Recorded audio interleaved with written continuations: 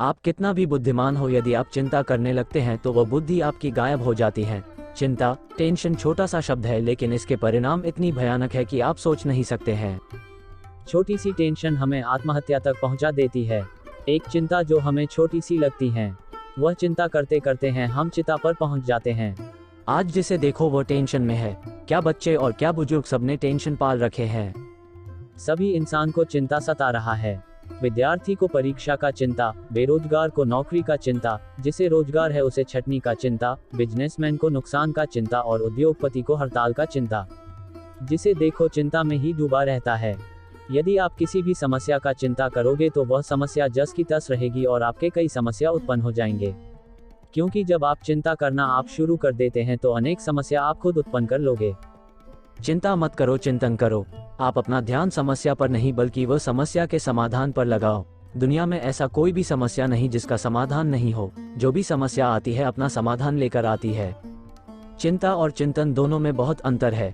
चिंता में से बिंदु हटा दो तो वह चिता बन जाता है और चिता मुर्दा को जलाता है। एक बार जलाता है, अंतिम बार जलाता है। जबकि चिंता जिंदा मनुष्य को जलाता है। बार बार जलाते हैं तब तक जलाता है जब तक कि वो व्यक्ति चिता पर न पहुंच जाए। इसलिए कभी भी चिंता ना करें, चिंतन करें। चिंता अथवा टेंशन दूर करने के लिए 11 उपाय, चाहे आपके पास किसी भी तरह का टेंशन हो उसे जरूर दूर करें। छोटी सी टेंशन आपकी जिंदगी को खत्म कर सकते हैं। मैं नीचे टेंशन दूर करने के 11 उपाय बता रहा हूँ। मेरा विश्वास है कि आप इसे आजमाते तो आपकी चिंता जरूर दूर हो जाएगी। 1. जो पास है उससे संतुष्ट रहो, तेरे पास जो है उसका कद्र कर। यहाँ आसमां के पास भी खुद की जमीन नहीं। चिंता का एक मुख्य कारण है कि हम असंतुष्ट रहते हैं। हमारे पास जो भी है उसे हम कद्र नहीं करते। जो दूसरों के पास है उसे देखते रहते हैं, उसे प्राप्त करने के लिए चिंता करने लगता है। दोस्तों, सबके पास सभी कुछ नहीं होता और होना भी नहीं चाहिए, क्योंकि ये दुनिया में सभी अपना कर्म का फल प्राप्त करता है। कुछ लोग अपने भाग्य से ही कुछ प्राप्त कर लेते हैं, हमें उससे जलन नहीं करनी चाहिए। आसमान में उड़ने वाले व्यक्ति को जब नीचे खेत में काम कर रहे किसान देखता है तो सोचता है काश मैं भी हवाई जहाज में उड़ पाता। उसी हवाई जहाज में उड़ने वाला व्यक्ति सोचता है कि काश मैं भी अपने खेत में काम कर पाता। जमीन पर रहने वाले और आसमान में उड़ने वाले दोनों ही असंतुष्ट हैं। इसलिए जहाँ रहे, जिस हाल में रहे, संतुष्ट रहना सीखें। संतोषम परम सुखम, संतोष में ही सबसे बड़ा सुख मिलता है। 2. समय का इंतजार करें। दोस्तों, कई समस्या ऐसे होते हैं जिसे हम कितना भी चाहे वो दूर नहीं हो पाता। उस समस्या के समय पर छोड़ दो। मेरा एक दोस्त है, उसके पड़ोसी उसे बहुत परेशान करते थे। वह 3 भाई था, तीनों मिलकर इसको काफी परेशान करता। कई बार इन्होंने पंचायत बुलाई, पुलिस में शिकायत कर लिया, लेकिन कुछ नहीं हो पाया। मैंने सुझाव दिया, इसे आप समय पर छोड़ दो।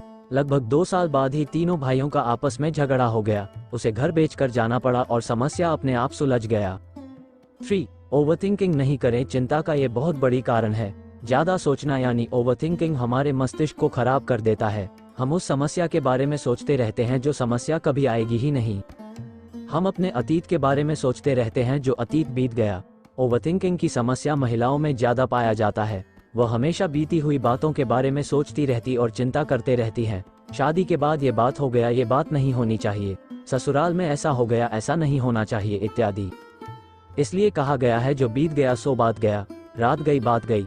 कभी भी बीती हुई बातों के बारे में चिंता नहीं करनी चाहिए, क्योंकि वह कभी वापस नहीं आता। ओवरथिंकिंग करने से सिर्फ अपने मस्तिष्क को फालतू काम में उलझाए रखना होता है, इससे दूर रहे। 4. मन को शांत रखें। मैंने एक लेख लिखा था, मन को शांत कैसे रखें। इसमें बताया था कि मन को शांति रखने के कई तरीके होते हैं, उसे जरूर अपनाएं। दोस्तों, कहा गया है मन के हारे हार है, मन के जीते जीत। कभी भी अपने मन को अशांत नहीं होने दे, क्योंकि मन से हमारा दिमाग का कनेक्शन होता है। मन यदि शांत नहीं है तो आपका दिमाग सही काम नहीं कर पाएगा, वह सही गलत का निर्णय नहीं ले पाएगा। इसलिए कभी भी चिंता ना करें, मन को खुश रखें। यदि मन शांत रहेगा तो चिंता आपसे दूर रहेगी। स्पीड ब्रेकर कितना भी बड़ा हो, गति धीमी करने से झटका नहीं लगता। उसी तरह मुसीबत कितना भी बड़ा हो, शांति से विचार करने पर जीवन में झटके नहीं लगते। 5. ईश्वर पर विश्वास रखें। अगर आप ईश्वर में विश्वास करते हैं तो उन पर भरोसा जरूर रखें। यदि वह कोई आपको समस्या दे रहा है, उसका समाधान भी आपके आसपास ही है। कहा गया है ईश्वर उसी व्यक्ति को समस्या देता है जो समाधान करने के लायक होता है। इसलिए समस्या देखकर घबराए नहीं, चाहे कोई भी समस्या है, चिंता करने से कुछ नहीं होगा। भगवान का नाम ले और भगवान को धन्यवाद कि यह समस्या हमारे पास आया, क्योंकि हम जितना समस्या का समाधान करते हैं हम उतना ही मजबूत होते हैं। हर आपदा में अवसर निकालने वाला ही सच्चा इंसान होता है। 6. समस्या पहचानने और उपाय सोचे। पहले आप समस्या के पहचाने।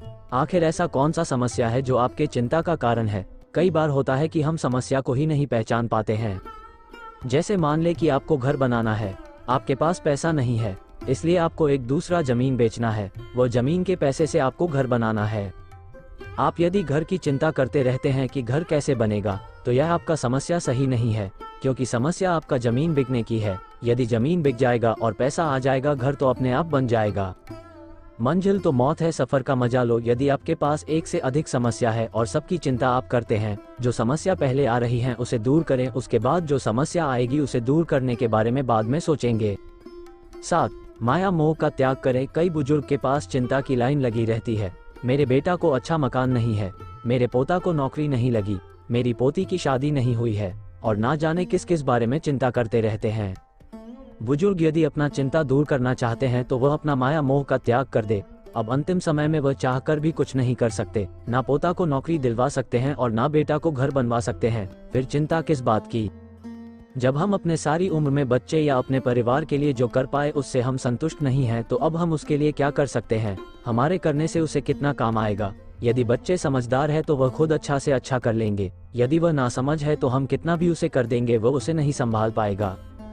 इसलिए माया मोह का त्याग करके रामायण पाठ करें, गीता पुस्तक पढ़ें, भजन कीर्तन में अपना मन लगाएं। यदि आपका इन कामों में मन नहीं लगता तो किसी एनजीओ में जाकर सेवा करें, गरीबों का दुख बांटने का प्रयास करें। 8. भविष्य का चिंता ना करें। चिंता का एक मुख्य कारण है अपने भविष्य के बारे में सोचना। हम अक्सर कहते हैं कि भविष्य किसने देखा है, लेकिन बार बार हम भविष्य की चिंता करते रहते हैं। चाहे विद्यार्थी हो या फिर नौकरी करने वाले अधिकारी, व्यापारी हो या उद्योगपति, सभी लोग भविष्य की चिंता करते रहते हैं। भविष्य अनिश्चित होता है और अनिश्चित के बारे में क्या चिंता करना। कई बार हम डर के मारे मर जाते हैं, क्योंकि समस्या हमें उतना नहीं मारता जितना हमें उसका डर मार देता है। कोई महामारी आएगी, आपको लगेगी, फिर आप मरोगे, लेकिन आप पहले ही चिंता करने लगोगे, बीमारी आने वाले हैं, मुझे लग जाएगा, तो आप बीमारी आने से पहले ही मर जाओगे। हमेशा आशावादी रहे। आशा ही जीवन है, निराशा तो मौत है। चाहे कैसी भी परिस्थिति आ जाए, आप एक बार निश्चय कर लो कि मुझे आशावादी बने रहना है, मुझे निराशावादी नहीं बनना है। यदि आप आशावादी रहोगे, चिंता आपसे दूर रहेगा। जब भी आप निराशावादी बनोगे, चिंता आपको घेर लेगी। एक कहानी आप जरूर सुने होंगे। एक बार राजा 2 व्यक्ति को मृत्युदंड दिया। दोनों व्यक्ति में से एक आशावादी था और दूसरा निराशावादी। राजा ने दोनों से उनकी आखिरी इच्छा पूछी। निराशावादी व्यक्ति ने कहा, अब तो मुझे मरना ही है, अब मेरी कोई इच्छा नहीं है, आप तो मुझे जल्द से जल्द मौत दे दो, मेरी कोई इच्छा नहीं है। राजा ने फिर आशावादी व्यक्ति से उसकी आखिरी इच्छा पूछी। आशावादी व्यक्ति ने कहा कि महाराज, यदि आप मुझे 1 साल बाद फांसी दो तो मैं इस 1 साल में आपके सबसे प्यारे घोड़े को हवा में उड़ना सिखा सकता हूँ। राजा ने बोला, सही में मेरा घोड़ा उड़ सकता है? उस व्यक्ति ने कहा, हाँ जरूर उड़ सकता है। राजा मान गया। निराशावादी व्यक्ति ने उस आशावादी व्यक्ति को बोला, तुमने अपना फांसी टालने के लिए राजा को घोड़े उड़ने वाली बात बताया, घोड़ा भी कभी आसमान में उड़ सकता है? आशावादी व्यक्ति ने बोला, 1 साल में कुछ भी हो सकता है, जैसे क्या पता राजा मर जाए, ये भी हो सकता है कि घोड़ा मर जाए, क्या पता कहीं 1 साल में मैं ही मर जाऊं, और सबसे अंत में क्या पता राजा का मूड बदल जाए और मुझे माफ कर दे, इस प्रकार मैं तो बच गया ना। इसलिए हमेशा आशावादी बन रहे। 10.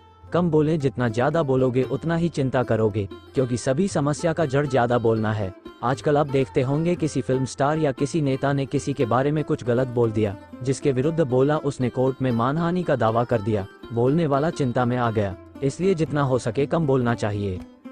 जहां आवश्यक हो और जितना आवश्यक हो उतना ही बोलें। आज के समय में किसी से बहस करने का प्रयास ना करें, क्योंकि यदि आप बहस में जीत भी जाओगे तो अगले वाले से आपका मनमुटाव या दुश्मनी हो जाएगा, जो आपकी चिंता का कारण बन सकता है। आप कभी किसी जैन आश्रम में जाकर देखें, सभी जैन धर्मावलंबी मुंह पर एक सफेद पट्टी बांधे रखते हैं। जैन मुनि द्वारा कहा गया है कि दुनिया में जितने भी चिंता, लड़ाई, झगड़ा का जड़ है वो हमारी जीभ। हम अपने जीभ को अपने बस में कर ले और कम बोले तो आधी से ज्यादा समस्या दुनिया से खत्म हो जाएगा। कम बोलने से फायदा काफी है, इसलिए हमेशा कम बोलना चाहिए। संक्षेप में इस प्रकार मैंने आपके सभी डर एवं अंधविश्वास का कारण और निदान बताया हूँ। मेरे वेबसाइट करना स्टेशन गुरुजी है। आप गूगल पर जाकर स्टेशन गुरुजी लिखे या बोल दे, आपको सभी समस्या का समाधान मिल जाएगा। फिर भी आपको कोई दिक्कत है तो मुझे आप ईमेल भेज सकते हैं। मैं पढ़ाई लिखाई, मोटिवेशनल कहानी, वित्तीय जानकारी इत्यादि विषय पर निष्पक्ष रूप से ज्ञानवर्धक लेख लिखता रहता हूँ, जो आपके लिए उपयोगी हो सकते हैं। जाते जाते मत सोच इतना, जिंदगी के बारे में जिसने जिंदगी दी है उसने भी तो कुछ सोचा ही होगा। धन्यवाद।